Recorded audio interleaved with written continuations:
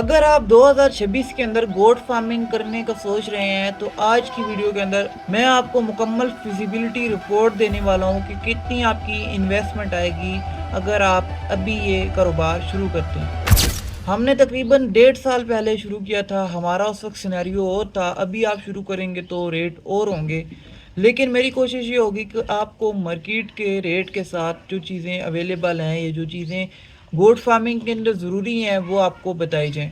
तो मैंने मुकम्मल एक फिजिबिलिटी रिपोर्ट बनाई है। पहले हम बात करते हैं कि गोट फार्मिंग आप स्टार्ट कर रहे हैं तो किन किन चीज़ों की आपको ज़रूरत पड़ेगी या क्या क्या कदम आपको उठाने पड़ेंगे। पहली मेन चीज़ होती है बकरियों का सेटअप। अगर आप बकरियां लेके आ जाते हैं लेकिन आपके पास सेटअप ही नहीं है तो आपको बाद में काफ़ी परेशानियों का सामना करना पड़ेगा। बकरियां लाने से पहले आपने मुकम्मल एक सेटअप बनाना है और सेटअप के अंदर सबसे पहली चीज़ जो होती है वो होती है बकरियों का शेड।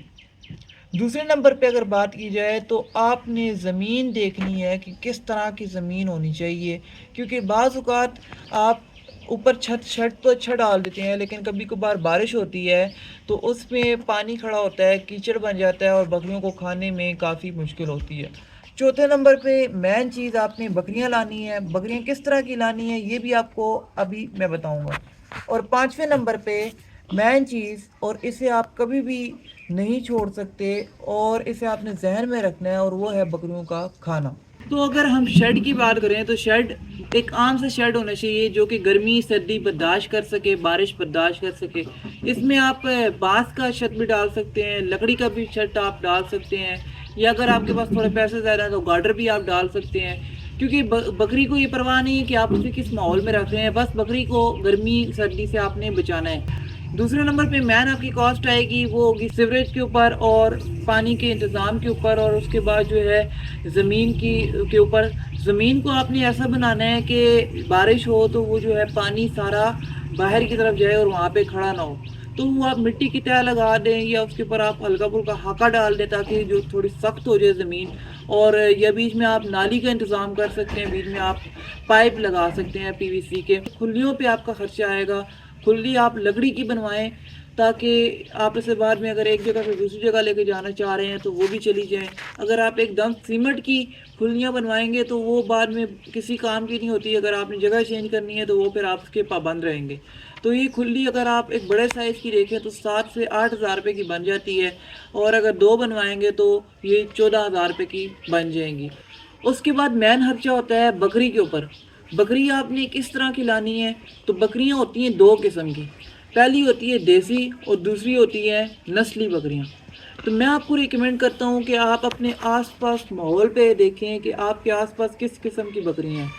बकरियां आप वो लें जो आपके लोकल एरिया में पहले से पल रही हों, क्योंकि लोग कोशिश ये करते हैं कि बड़ी बड़ी नस्लें ले आते हैं दूर दराज इलाकों से, और बाद में जब बकरियां यहाँ पे लाते हैं तो वो खाना पीना छोड़ देती हैं क्योंकि माहौल का असर आता है। तो मेरे ख्याल से आपको अच्छी और प्यारी बकरियों से शुरू करना चाहिए और देसी बकरियों से शुरू करना चाहिए। और इस टाइम के ऊपर अगर देसी बकरी, एक जवान बकरी की अगर प्राइस बात की जाए तो वो 40 हज़ार रुपये से लेके 45 हज़ार रुपये तक हो सकती हैं। कितनी बकरियों से स्टार्ट लेना चाहिए, तो अगर आपको एक्सपीरियंस नहीं है तो आप 1-2 महीने जो है वो 2 बकरियों से स्टार्ट ले सकते हैं, और उसके बाद आप 10 बकरियों तक इसे लेके जा सकते हैं। यानी सिर्फ आपके पास 10 बकरियां हो लेकिन साफ़ सुथरी और अच्छी हों। और अगर आप 45 हज़ार रुपये फ़ी बकरी के हिसाब से देखें तो 10 बकरियां 4.5 लाख रुपए की आपको मिलेंगी। उसके बाद मेन खर्चा आपका आएगा खुराक का, और इसे आपने कभी भी अधूरा नहीं छोड़ना। अभी चूंकि मौसम चराई का है तो इतना खर्चा नहीं आता, सर्दियों में चीज़ें महंगी हो जाती हैं। अगर आप अभी से चीज़ें परचेज़ करना स्टार्ट करेंगे, भूसा, खल, चोकर और लूसन वगैरह, तो ये आपको कम रेट पे मिलेंगे। 10 बकरियों के लिए 1 साल के लिए आपने 1 लाख रुपए अपने जहन में खर्चा रखना है। बाकी अगर आप जितनी इन्हें चराई करवाएंगे, क्योंकि बाद में सर्दियों के अंदर ही जो है वो घास फूस ख़त्म होता है, इसके अलावा तो चराई के लिए काफ़ी जगह मुतअद्दिद जगह मिल जाती हैं। आप बकरी को लेके जा सकते हैं अगर आपके पास जगह अच्छी है तो। लेकिन अगर आपके पास चराई के लिए जगह नहीं है तो फिर आपको सब कुछ फार्म पर ही डालना पड़ेगा, और फ़ी बकरी आपको 10 बकरियों के हिसाब से 500 रुपये रोज़ाना का खर्चा आएगा। ये बात आप याद रखें, जितनी ज़्यादा आपके पास बकरियाँ होंगी खर्चा उतना ही आपका कम होता रहेगा, क्योंकि खर्चा सब बकरियों में डिवाइड होता रहेगा। तो फ़ी बकरी के हिसाब से आपका 500 रुपये दिन का 10 बकरियों का खर्चा आएगा, जो कि महीने का 15,000 रुपये बनेगा और साल का 1.5 लाख रुपये बनेगा, अगर आप सिर्फ बकरी को फार्म पर ही वंडा डालते हैं पूरे साल।